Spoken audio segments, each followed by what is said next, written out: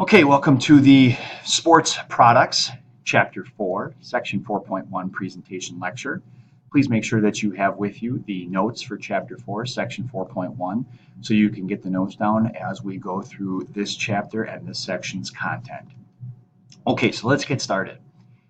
First of all, let's take a look at the sports consumer. Now, we've had quite a bit of discussion already on the sports consumer and consumers in general, their behaviors, their differences, things like that influence their buying behavior.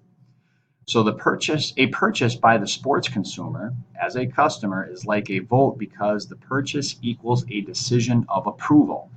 So if you think about that, if you can turn a consumer into a customer, you now have been able to lock up that consumer, turn him or her into a customer.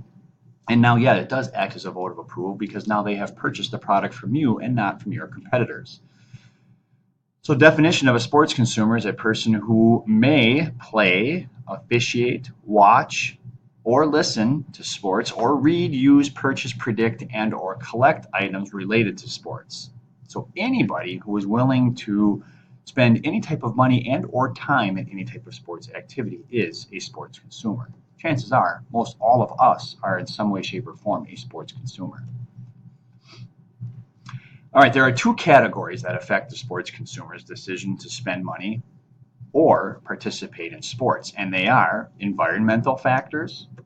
And environmental factors will include family and friends, society's attitudes and values, so our environment, society is our environment, cultural differences, depending upon our upbringing, depending upon our nationality, cultural differences come into play, climate and region, as well as marketing influences. Yeah, those people that have the impact on us on our emotional and rational buying decisions.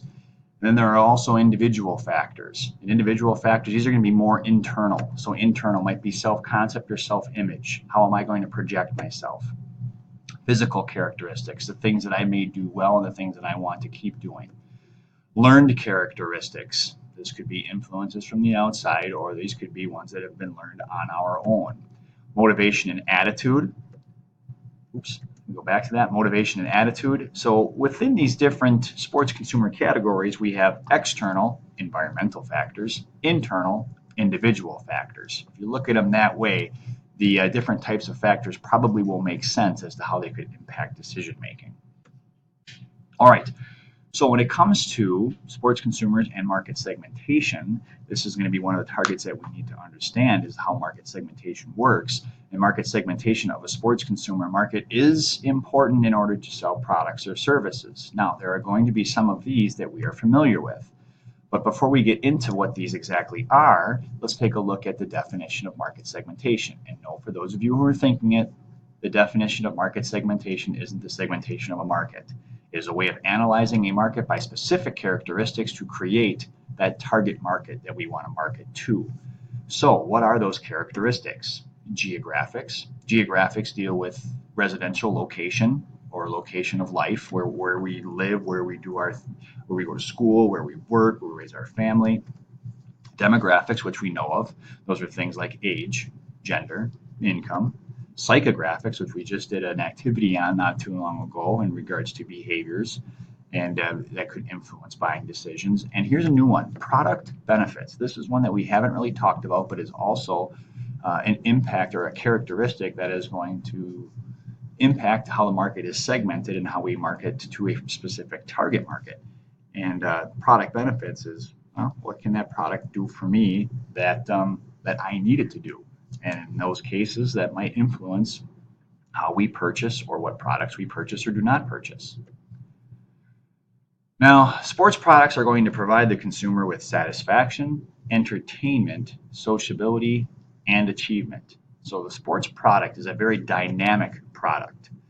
Now, sports products are going to be the goods or services, because any type of product is a good or service, idea or a combination of those things related to sports that provide satisfaction to a consumer. So if we take a look at the satisfaction, entertainment, sociability, and achievement, achievement might be those who participate in sports. The satisfaction and entertainment might be people who watch sports. The sociability might be those people who use a sporting event or sporting venue in order to be social with friends. So all of those are going to be ways that the consumer can be provided with some type of a satisfaction in regards to the product itself. Now, people who share in the process of marketing sports products include owners, sponsors, communication firms, city governments, taxpayers, and even consumers themselves. So as you can see, there is a wide range of the marketing process that is involved around sports products and trying to influence that consumer's buying behavior. Now, to take a look at some different types of sports products, and these are going to be probably very familiar to us. Sporting events.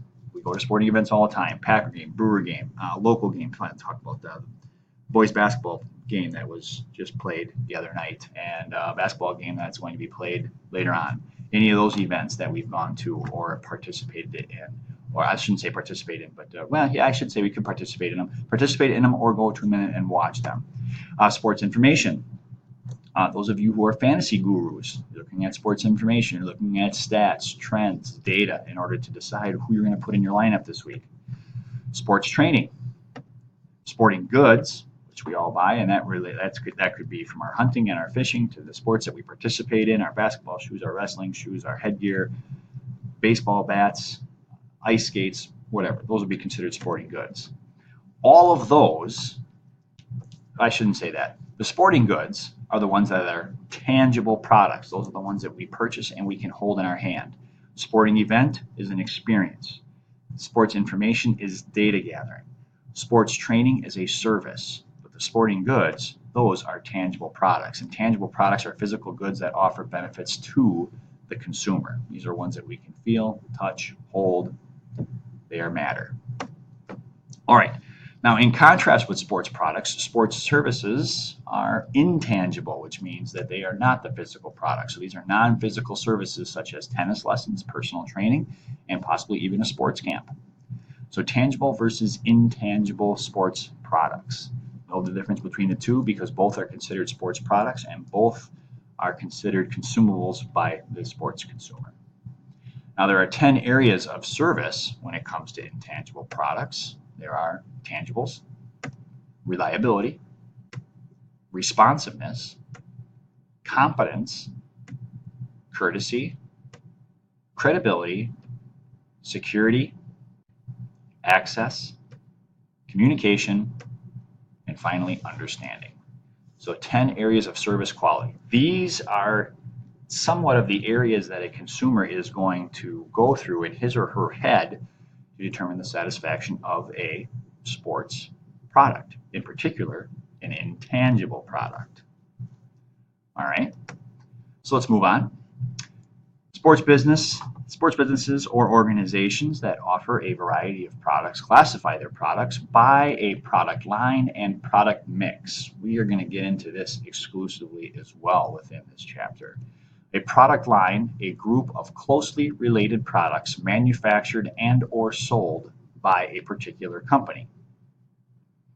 Now we'll get into some examples in class as to what a product line is. Product line is slightly different from a product mix. The product mix is the total assortment of products that a company makes and or sells. So similar but different, and they do relate to each other, and we'll get into that when we get into class next time we meet.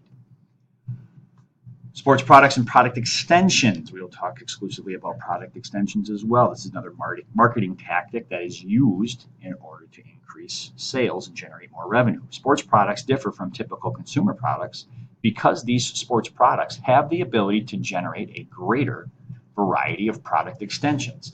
Product extensions is spin-offs. So what might we be looking at in terms of spin-offs? This is another aspect of this marketing practice that we will be going over in class and having discussions on, and you'll get a chance to practice in terms of class activities. So make sure that you go back and revisit all the slides if necessary in order to get all the notes for Chapter 4, Section 1, and I will see you next time we meet in class.